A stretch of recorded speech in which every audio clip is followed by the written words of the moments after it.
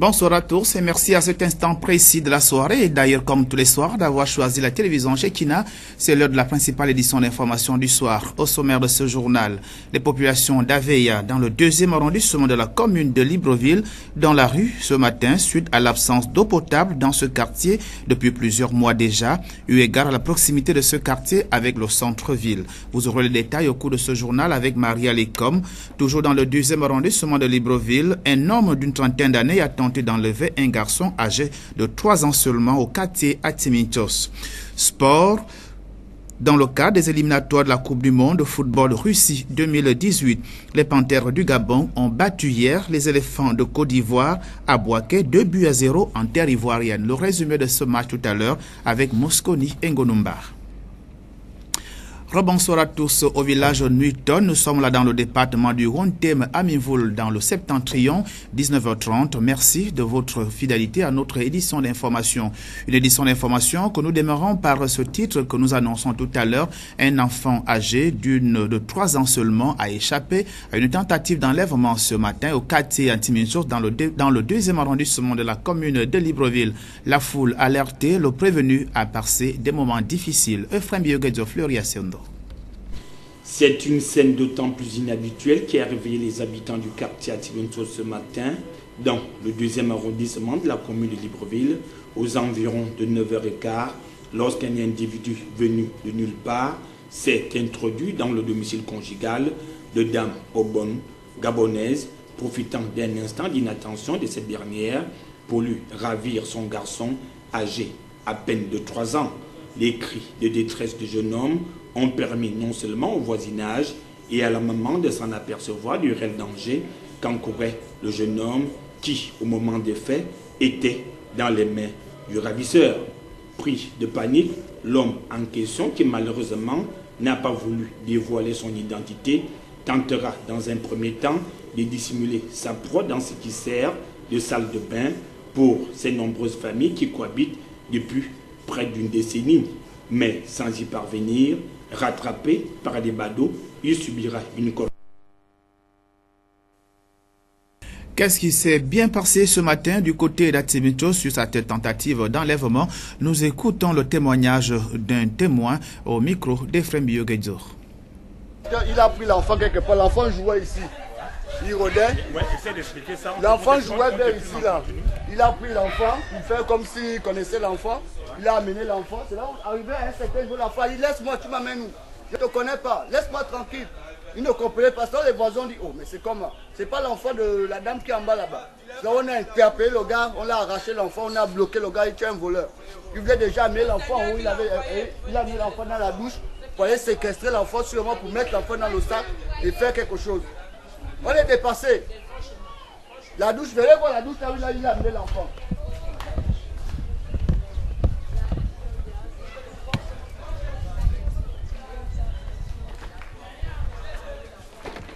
Là, la douche là, il a voulu découper le petit. Il est d'abord rentré ici pour séquestrer. Là où on l'a vu. Ouais, il est parti. Il est rentré dans cette douche. Il est rentré dans cette douche. Alors qu'il n'est pas d'ici. Il n'est pas d'ici. Bloqué le petit. Là où il est monté, il a vu que ça n'avait pas, il est monté avec le petit, on l'a bloqué en haut là-bas.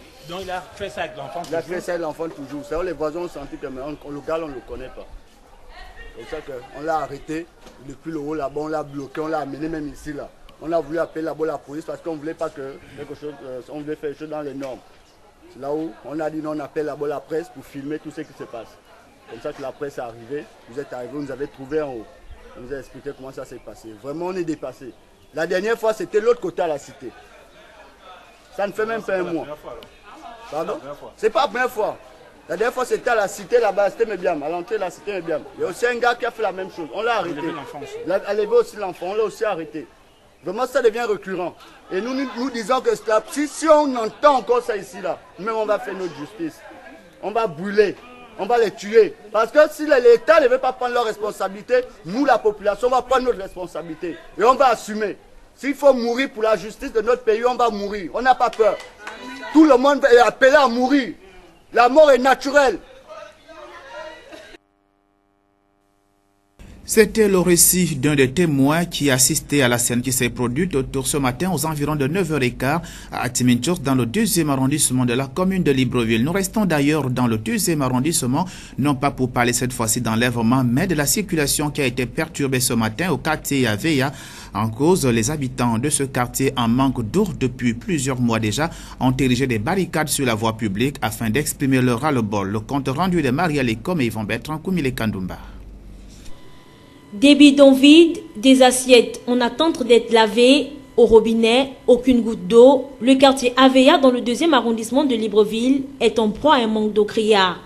2 mois sans eau, comme l'indiquent les banderoles, une situation plus que préoccupante pour les riverains obligés d'ériger des barricades sur la voie publique afin de se faire entendre. Ça fait 2 mois que nous n'avons pas l'eau. Nous avons des femmes, nous avons des enfants. Là, je viens de perdre ma fille. Il y a les gens qui arrivent chaque soir. Il y a un qui devait se casser le pied dans le WC du village. Comment je... L'eau, c'est la vie. Si nous restons sans de l'eau, nous allons vivre comment? Nous avions des enfants. Nous devons laver les assiettes. Mais regardez nos maisons. Nous n'avions plus de l'eau. Donc nous voulons de l'eau. Nous souffrons. On ne peut pas faire que nous n'avions pas le courant, nous n'avions pas à manger. Nous allons aussi manquer même de l'eau. Ne fût-ce que de l'eau, tu peux quand même chauffer de l'eau pour faire le café aux enfants. Il n'y a pas de l'eau. Envoyez-nous de l'eau, c'est tout. Et on a dit l'émergence.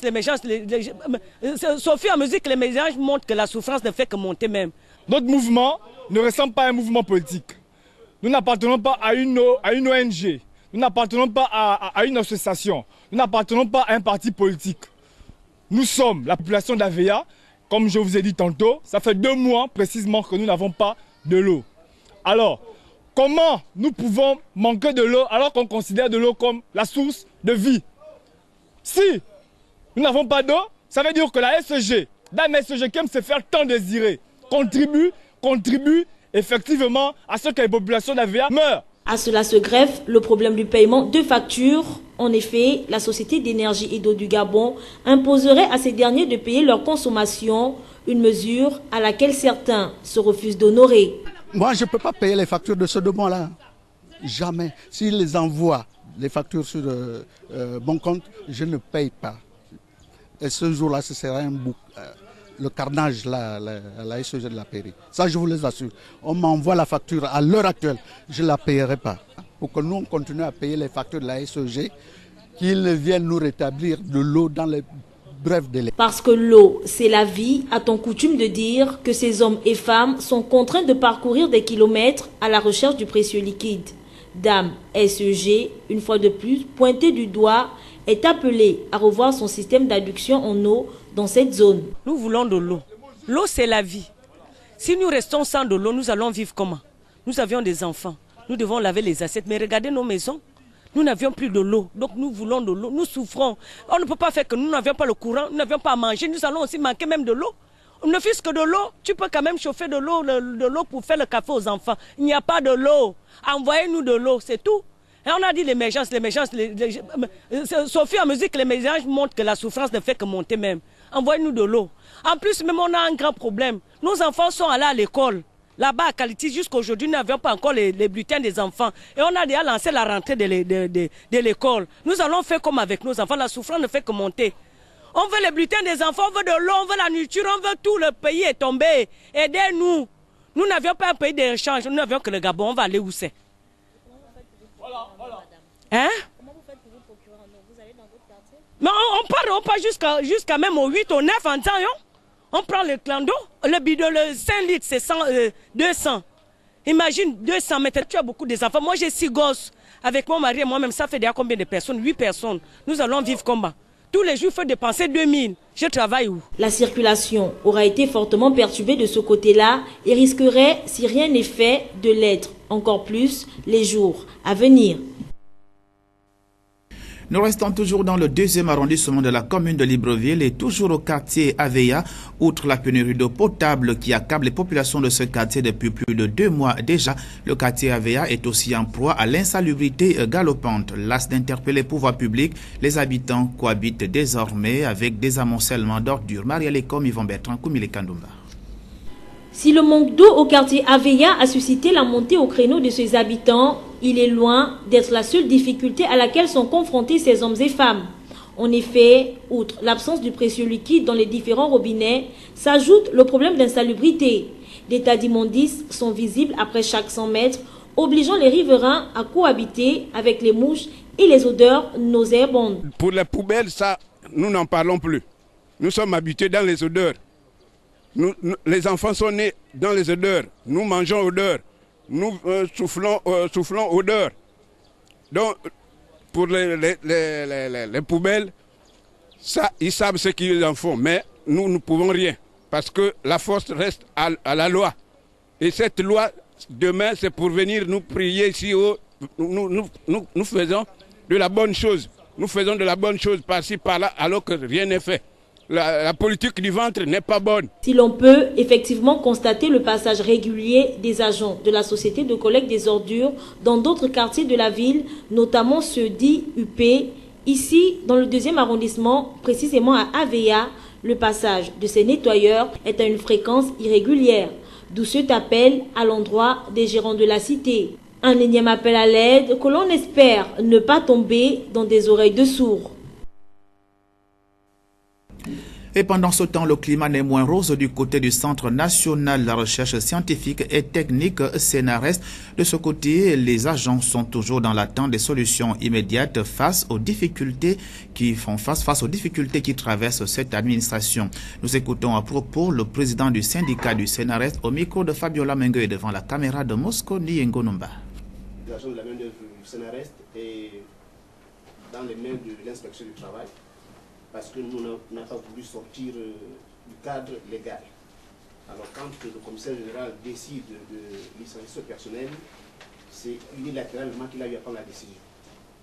Et nous avons tenté de ramener le monsieur à la raison. Il s'est entêté et nous sommes allés à l'inspection du travail. Lui, il évoque dans ses textes un licenciement économique. Le budget n'a jamais dit qu'il n'y avait plus d'argent pour entretenir ce personnel.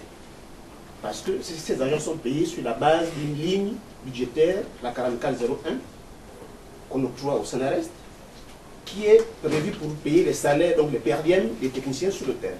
Mais il s'avère que les commissaires qui sont arrivés, qui sont passés au CNRS, ont sédentarisé ce personnel. Et aujourd'hui, c'est ce qui est là, c'est des gens qui sont employés. Là-dedans, il y a des ménagères, il y a des chauffeurs, il y a des gardiens qui sont en activité. Et monsieur, suite à notre mouvement de grève, parce qu'on réclamait les 6 mois de salaire, il a décidé de licencier ce personnel. Et jusqu'à ce jour, madame le ministre n'a jamais parlé de cette affaire. Elle n'a jamais sorti de texte pour répondre à monsieur le commissaire général. Nous, on prend la lettre, on va à l'inspection, et l'inspection qualifie cet acte de licenciement abusif. Donc le dossier qui est en ce moment à l'inspection du travail, on ne parle pas de licenciement économique, c'est plutôt un licenciement abusif.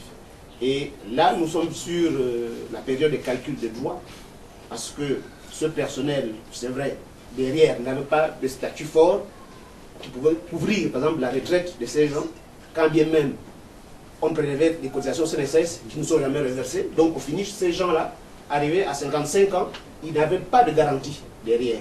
Et avec ce licenciement abusif, on va devoir payer 3 mois de préavis, payer les droits, donc indemnités et autres, rembourser leurs cotisations CNSS, plus le préjudice causé.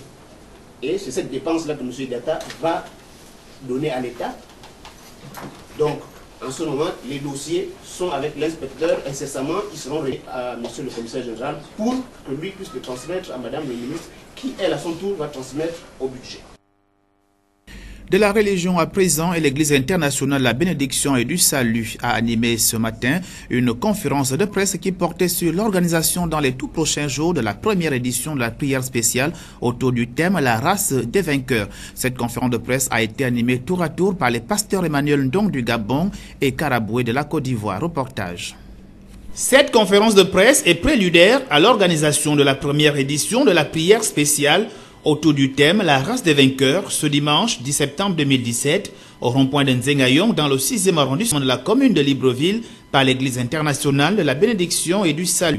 Une rencontre dite de l'espérance. Comme la Bible dit dans sa sainte parole, celui qui me cherche, il me trouve. Et comme il continue à le dire, que tant qu'il y a de la vie, il y a de l'espoir. Et c'est pourquoi nous organisons cette grande manifestation pour inviter la population gabonaise et pour leur dire que tant qu'il y a de la vie, il y a de l'espoir. Et le thème qui avait été choisi pour cet événement, c'est la race des vainqueurs. La race des vainqueurs, qui est tout simplement une race pour toutes les personnes qui pensent qu'aujourd'hui, depuis le début de l'année, jusqu'à ce jour, qu'ils se disent qu'il n'y a plus de solution, qu'ils disent qu'il n'y a plus d'espoir, qu'il n'y a plus que leur vie peut encore avancer, peut encore aller de l'avant. Et ce sont ces personnes que nous sommes en train de dire qu'ils peuvent encore être victorieux et victorieuses. Parce que tant qu'ils dorment et qu'ils se réveillent, qu'ils voient le jour, il y a toujours de l'espoir, qu'ils ne peuvent pas baisser les bras. Ils ne peuvent pas dire depuis janvier jusqu'en ce mois de septembre, ma vie n'a pas changé, ça veut dire que c'est fini pour moi.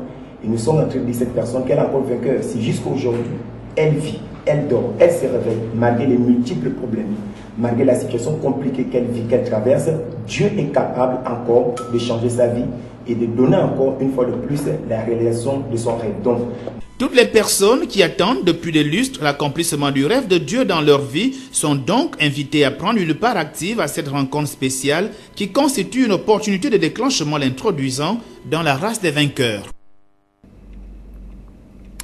L'actualité c'est aussi hors de nos frontières, direction les Antilles et précisément à l'île Saint-Martin. Après l'ouragan, après le passage de l'ouragan, c'est la catastrophe. On dénombre plusieurs morts et plusieurs pertes en vies humaines et des dégâts matériels importants. Reportage. Sur l'île de Saint-Martin, Irma a déjà fait ses premiers dégâts. Pourtant, au moment où ces images sont tournées, l'ouragan est encore à plusieurs centaines de kilomètres. Avec Saint-Barthélemy, les deux îles ont été placées en vigilance violette par Météo France, soit le niveau le plus élevé. La Guadeloupe et la Martinique sont-elles en vigilance rouge? C'est quelque chose qui n'a jamais été vu dans l'Atlantique. Voilà. On va avoir également de prévu des déferlements d'une extrême violence. On a des montées des eaux qui ont déjà commencé. On a fait des évacuations de certains sites pour pouvoir protéger les habitants qui étaient au bord du littoral. Selon les derniers bulletins d'information du Centre américain des ouragans, les vents d'Irma soufflent à plus de 300 km/h, ce qui classe l'ouragan en catégorie 5. Il devrait ensuite se diriger vers les États-Unis avec sur son chemin Cuba, Haïti ou encore la République dominicaine. À Saint-Domingue, justement, les autorités tentent de bien faire comprendre les dangers de la situation. Nous surveillons la situation en permanence. Tout dépend de savoir si 90% de la population respectera ou non les consignes de survie émises par la protection civile dans les médias qui sont nos alliés et nous permettent d'informer le pays tout entier de ce qui pourrait se passer. Le président américain Donald Trump a pour sa part déclaré cette nuit l'état d'urgence dans plusieurs territoires américains. La Floride, les îles Vierges ou encore Porto Rico, où Irma est attendue en fin de soirée. Aux États-Unis d'Amérique, par contre, c'est la colère après la décision de Donald Trump de revoir la réglementation de l'administration précédente qui portait sur les Dreamers. Il s'agit de ces jeunes expatriés qui exercent aux États-Unis et qui bénéficiaient jusque-là d'une large protection. Reportage. Ils n'ont pas peur. Et pourtant, dans quelques mois, ils pourraient être expulsés. Ces centaines de jeunes ont investi la 5e avenue et campent juste devant la Trump Tower. En anglais ou en espagnol, ils crient leur mécontentement. Les gens ont obtenu le droit d'être ici. Ce sont des travailleurs, ils vont à l'école, ils font tout ce qu'il faut faire. Et pourtant, ils sont attaqués au nom d'une rhétorique raciste. Nous sommes tous assis ici pour montrer à Trump que nous n'avons pas peur de lui, que nous sommes fatigués de ces attaques envers nous. Quelques instants plus tard, les forces de l'ordre délogent les manifestants. Une douzaine est arrêtée. Été 2012, Barack Obama avait mis en place par décret le DACA, un programme qui protège les jeunes immigrés clandestins de l'expulsion, à condition qu'ils respectent certains critères. C'est aussi d'un trait que Donald Trump l'a effacé, mais ce n'est pas lui qui l'a annoncé. Respecter la loi sauve des vies, protège les communautés et les contribuables, et empêche les souffrances humaines. Le fait de ne pas appliquer les lois par le passé a mis notre nation en danger de criminalité, de violence et de terrorisme. La balle est désormais dans le camp du Congrès. Il a 6 mois pour trouver une nouvelle réforme migratoire, mais son adoption semble très hypothétique tant démocrates et républicains sont opposés sur ce sujet depuis des années. L'administration Trump l'assure, les quelques 800 000 Dreamers ne seront pas expulsés. Ce seront d'abord les immigrés condamnés par la justice. Mais pour l'instant, aucune indication supplémentaire. Pour beaucoup, c'est juste la fin du rêve américain. Du sport à présent et la troisième journée des éliminatoires de la Coupe du Monde Russie 2018. Après la défaite des Panthères du Gabon, ici à Libreville, 3-0 face aux éléphants de Côte d'Ivoire. C'était le week-end dernier. L'équipe gabonaise a été bien plus que surprenante hier en Côte d'Ivoire en disposant des éléphants de Côte d'Ivoire de 2-1. C'était à Bouaké. Le résumé de ce match avec Mosconi Ngonumba. Le drame a tourné du côté ivoirien au cours de cette rencontre. Ils ont été surpris par cette équipe gabonaise peu sereine et qui présentait des signes d'infériorité dès l'entame de la partie. Mais les Panthères, à la 25e minute, sortent leurs griffes en inscrivant un but contre toute attente réalisé par Axel Meillet sur un service de Mario Lemina, véritable accélérateur du jeu gabonais. En voulant recadrer les choses, les Ivoiriens s'exposent et subissent les contre-attaques. Celui-ci leur est fatal avec cet enroulé de Super Mario qui laisse le portier ivoirien constater les dégâts. Les Gabonais y croient et poussent. Subitement, Loïc Paloun obtient un deuxième jaune synonyme de rouge et laisse son équipe en infériorité numérique. Les Ivoiriens poussent eux aussi et surprennent la défense gabonaise lorsque Kourné Niali réduit la marque à la 58e minute de jeu. Ils reviennent à la charge mais sans suite. Les Gabonais restent solides derrière. La preuve d'une réorganisation interne qui a donné un second souffle à ces joueurs qui ont prouvé qu'ils n'avaient pas dit leur dernier mot. 2-0, c'est le score final au terme de la partie. Et nous le disons tout à l'heure, donc les éléphants de Côte d'Ivoire ont été battus hier par les Panthères du Gabon à Bouaké par 2-1. Et quel avenir donc pour les Panthères du Gabon? Élément de réponse dans ce reportage de Frémi Yoguezo. Après sa victoire sur la Côte d'Ivoire 2-1 dans le cadre de la 4e journée des éliminatoires de la Coupe du Monde de Russie 2018, le 11 national gabonais a réussi un knock-up, lequel le loge désormais à la 3e place avec 5 points à 2 longueurs du leader, juste derrière le Maroc. À 180 minutes d'une qualification historique à une phase finale de Coupe du Monde, les poulains de Camacho ont un devoir impératif: remporter leurs 2 prochaines sorties à Bamako et à Casablanca, respectivement devant le Mali et le Maroc, une tâche qui n'est pas impossible au regard du spectacle produit à Bouaké.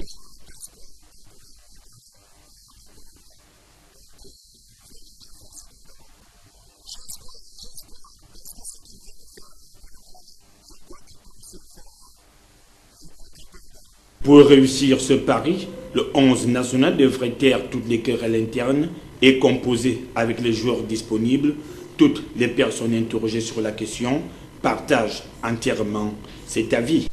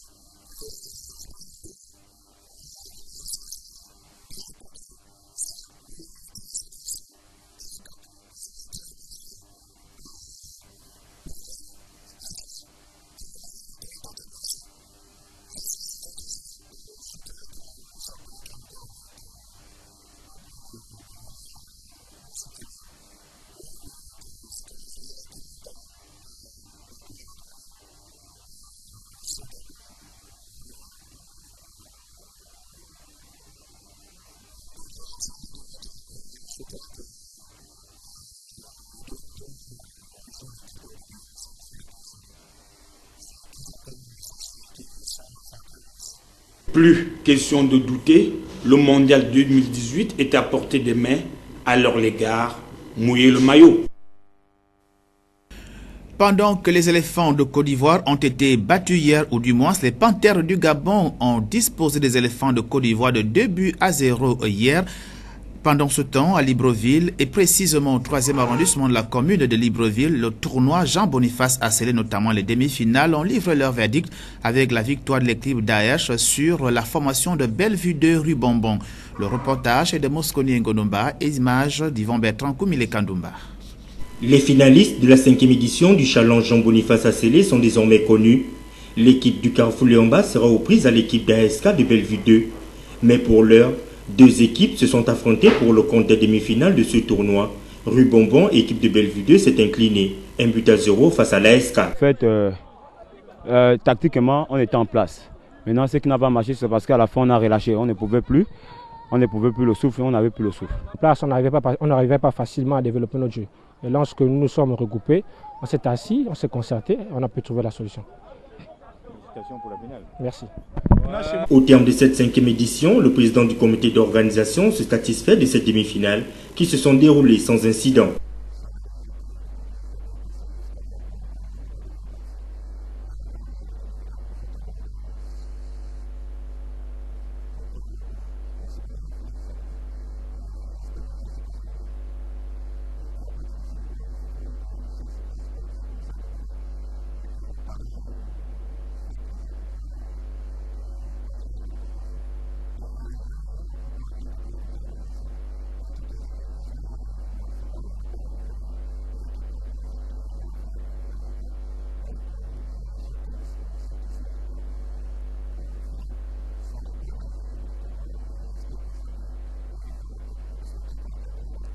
Une finale tant attendue par les populations de Bellevue 2 qui aura l'obligation de supporter les 2 équipes qui sont respectivement du même arrondissement. Nous arrivons à présent à la rubrique Expression libre. La question du jour vous a été posée par Somme Ayant Bissou, à savoir quelle est la longueur de la Air Force One. La Air Force One, ainsi appelle-t-on affectueusement l'avion présidentiel américain. La longueur d'une Air Force One. Bon. La proximité, je crois, je vais imaginer que ça peut faire au moins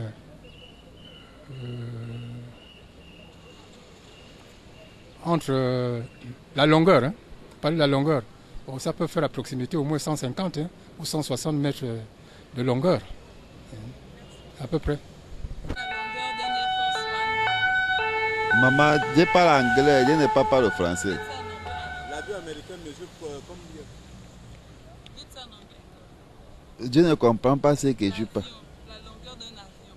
Air Force One. Ça, c'est en anglais? Air Force One. The boss, il t'a dit quoi? What in these people they talk? Et l'avion américain, c'est un Boeing, mais non, j'en sais rien, franchement. Aucune idée. Non, aucune idée. Longueur d'un Air Force One. Je sais pas, peut-être 20 mètres. Ouais, peut-être. Oh, je n'ai aucune idée. Hein. Je n'ai aucune idée. La longueur de D'un Air Force One, l'avion américain. Je sais pas. La Air Force One, l'avion du président américain, mesure 70 mètres de longueur avec une hauteur de 6 étages. C'est la fin de ce journal. Merci de l'avoir regardé. Tout le plaisir pour moi de l'avoir présenté aujourd'hui. Demain, vous retrouvez Inès Ngungamambo de la Savane. Quant à moi, je vous retrouve, s'il plaît à Dieu le Très-Haut, la semaine prochaine.